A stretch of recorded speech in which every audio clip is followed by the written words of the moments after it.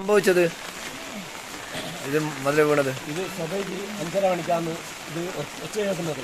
എന്താ വീണെന്നുള്ളത് നമുക്ക് അറിയുന്നില്ല. അതിൽ നോക്കുമ്പോഴത്തേക്ക് ഞാൻ വിചാരിച്ചു സീറ്റിന്റെ കൊണ്ടാണ് വീണിക്കുന്നുള്ളത്. സീറ്റിന്റെ കൊണ്ടല്ല വീണത്. വയ്യവരാണ് താഴ്ന്ന് ടെലിഫോൺ ചെയ്തു.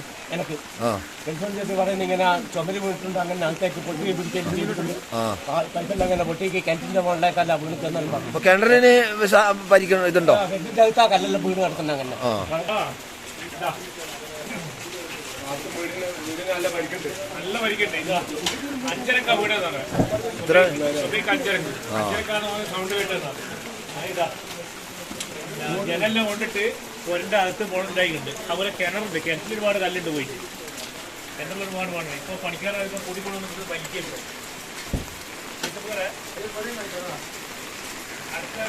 അടുത്ത വീട് ഈ വീടിന് ഭീഷണിയായിട്ടുള്ളത്. കാരണം വെച്ചാല് കിണറോട് കൂടിയിട്ടാണ് ആ വീട് 3 മീറ്റർ അകലം വെച്ചിട്ടില്ല.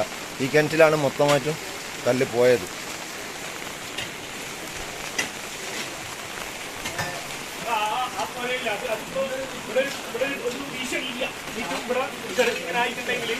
അതിന്റെ സംഭവം എന്തായിരിക്കും? കിണറില്ലേ ഇതാ ഒന്ന് അകത്തിതാ കണ്ടാ ഇവിടെ വീട്ടിൽ ഗ്ലാസ് പൊട്ടി കല്ല് തിങ്ങിയിട്ടുണ്ട് അങ്ങോട്ട്.